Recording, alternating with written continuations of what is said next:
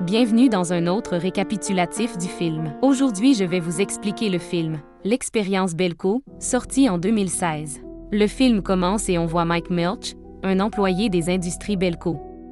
En se rendant au travail, il est arrêté par des vendeurs ambulants vendant des poupées porte-bonheur faites à la main.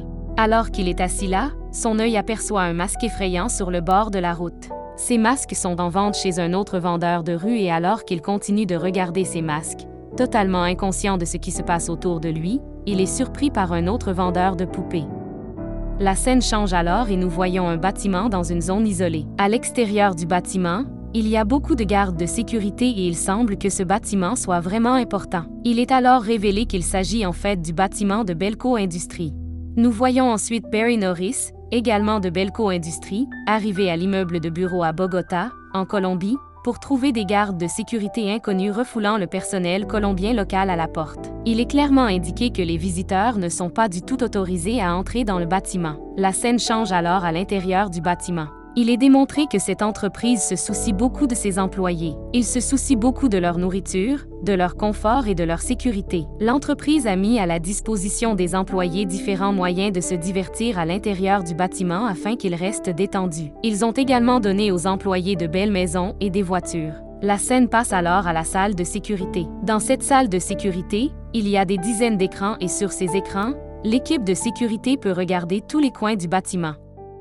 Nouvel employé, Danny Wilkins se présente pour son premier jour de travail et apprend qu'un dispositif de suivi est implanté à la base du crâne de chaque employé de Belco, au cas où quelque chose leur arriverait. Nous allons ensuite voir Mike et sa petite amie nommée Leandra. Mike la voit et lui donne la poupée porte-bonheur qu'il a achetée au vendeur dans la rue plus tôt. Leandra n'est pas trop contente de son travail alors que nous continuons à voir un homme nommé Wendell la harceler constamment, malgré le fait qu'elle ait clairement fait savoir qu'elle ne s'intéressait absolument pas à lui. Nous passons ensuite à voir d'autres personnages. Nous voyons Danny, Terry, Marty et Keith. Tous semblent un peu bizarres alors qu'ils continuent à penser, et quelque chose ne va pas dans le sens d'aujourd'hui. Mike remarque également que les choses semblent vraiment de travers. Il regarde par la fenêtre lorsqu'il aperçoit un agent de sécurité inconnu marchant vers une pièce fermée. Toute cette zone est fermée mais Mike ne dit rien à cet homme. Il va plutôt appeler le chef de la sécurité pour lui demander ce qui se passe.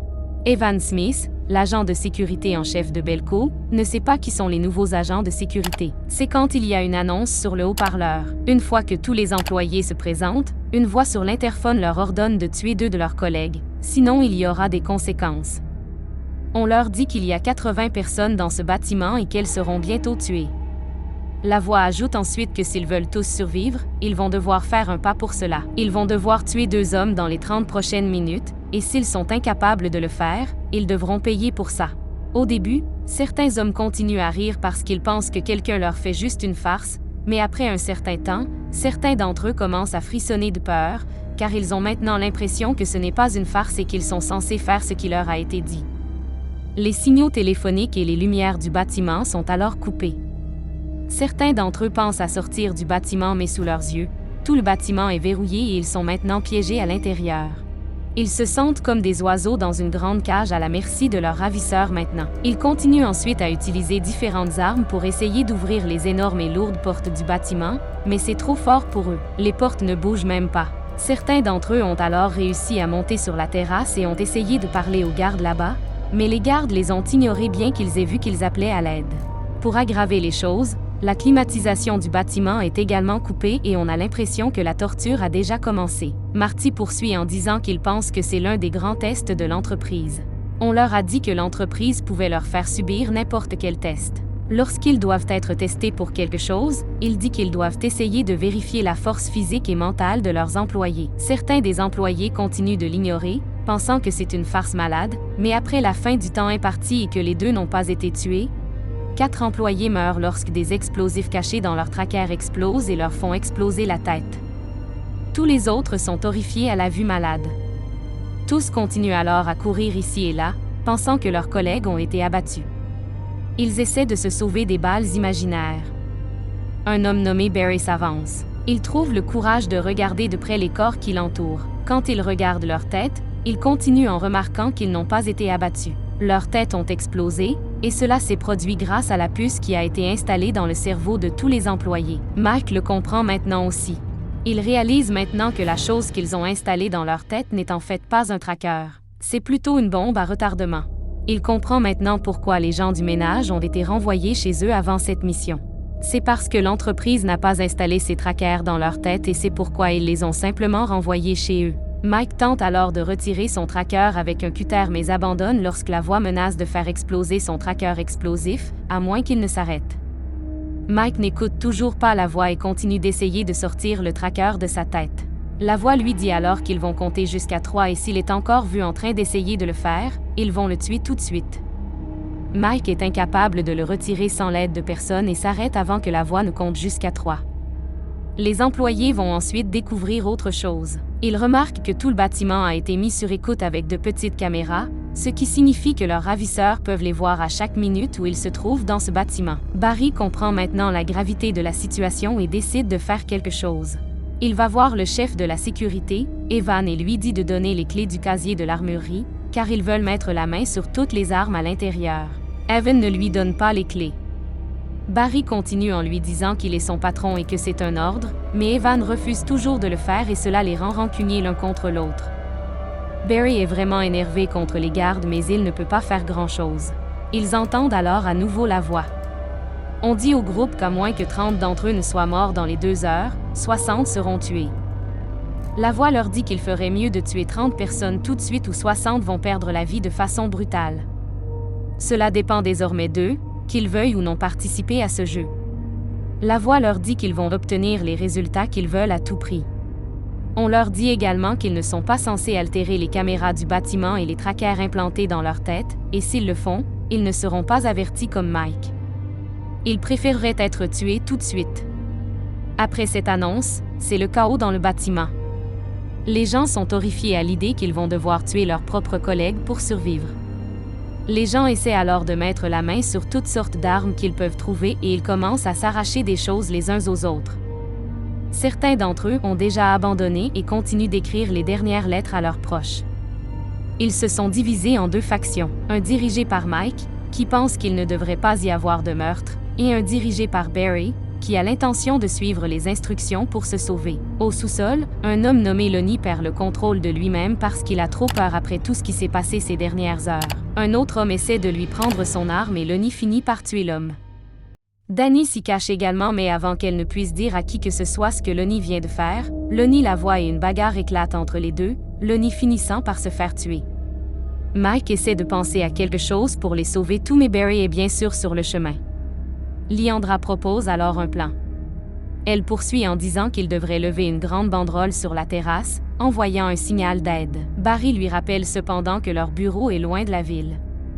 Même si quelqu'un voit sa bannière, le temps qu'il obtienne l'aide de la police municipale ou des opérations de secours, cela fera plus de 2 heures et après 2 heures, 60 d'entre eux seront tués. La plupart des gens aiment toujours le plan de Liandra et ils commencent à trouver des choses à faire et à élever cette bannière.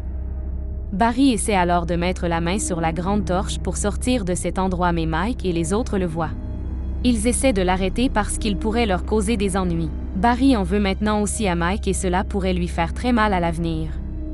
Mike et un autre homme essaient d'accrocher la bannière, mais alors qu'ils essaient de le faire, les gardes d'en bas continuent de faire pleuvoir des balles sur eux. Les deux ne s'arrêtent toujours pas et gardent la bannière levée. C'est alors que la voix leur dit de ne pas lever la bannière ou ils seront tous tués dans un instant.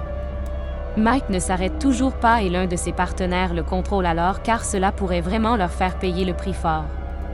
Mike continue alors à réaliser quelque chose.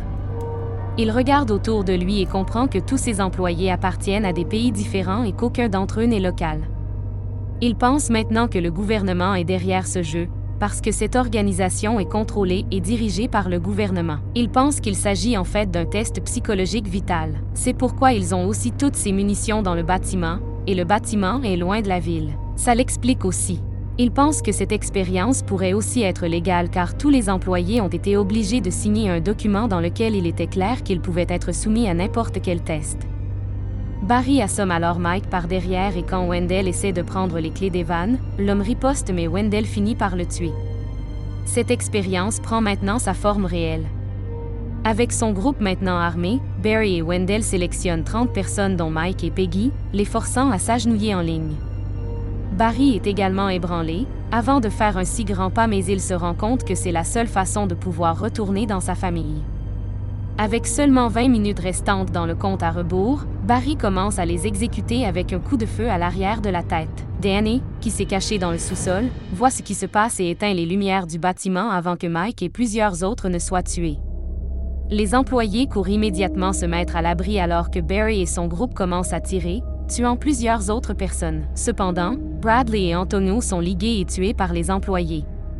Pendant ce temps, Danny entre dans la cage d'ascenseur avec Roberto. Barry et Wendell traquent les employés en fuite alors que la voix les informe que seuls 29 ont été tués. Alors le délai de 2 heures s'écoule. La voix déclare que 31 autres personnes mourront, dont Terry, Leota, Peggy et Keith, ne laissant que 16 survivants. Tous sont alors informés par la voix que comme tâche finale, l'employé qui a tué le plus de personnes en 1 heure va être épargné. Barry retrouve Danny et Roberto dans la cage d'ascenseur. Danny s'échappe alors que Roberto n'a pas cette chance car il est écrasé et tué dans la cage d'ascenseur. Leandra trouve 2 employés, Marty et Chet, récupérant les trackers non explosés sur les têtes de personnes décédées par d'autres méthodes. Ils lui disent qu'ils prévoyaient de les utiliser pour faire sauter le mur, cependant, ils sont tués par Wendell. Leandra tue Wendell, laissant les 6 derniers survivants, Vince, Mike, Barry, Danny, Leandra et la dame de la cafétéria, Lizelle, qui est également tuée peu de temps après. Barry tire sur Vince et Danny, les tuant, et tire également sur Leandra. Avec son dernier souffle, elle proclame son amour à Mike. Mike le père est dans une rage. Mike a un combat brutal avec Barry, dans lequel Barry se bat bien et prend le dessus sur lui au début. Cependant, Mike repousse Barry en utilisant un dévidoir de ruban adhésif, ce qui se termine par Mike matraquant Barry à mort. Le bâtiment est alors décellé car il est le dernier survivant. Les soldats l'escortent jusqu'au hangar voisin. Là, ils rencontrent le propriétaire de la voie, qui révèle ensuite qu'ils font partie d'une organisation internationale qui étudie le comportement humain. Alors que lui et ses collègues commencent à interroger Mike sur son état émotionnel et mental, Mike remarque un panneau d'interrupteurs qui correspond aux 80 employés. Après avoir planté les trackers que Marty a collectés sur les soldats et la voie, il actionne tous les interrupteurs actifs restants sauf le sien. Les trackers explosent, tuant les soldats et blessant la voie, avant que Mike ne continue à saisir une arme à feu et tue les scientifiques restants. La voix tente de raisonner Mike et de faire appel à ses convictions morales, mais Mike le tue. Il quitte alors l'entrepôt en état de choc. Il est traumatisé. Il devient évident que Mike est l'un des nombreux seuls survivants d'expériences similaires surveillés par un autre groupe à travers des caméras de sécurité. Une nouvelle voix dit « Finissez la première étape, commencez la deuxième étape ». Avec cela, le film se termine. Abonnez-vous pour plus de vidéos comme celle-ci.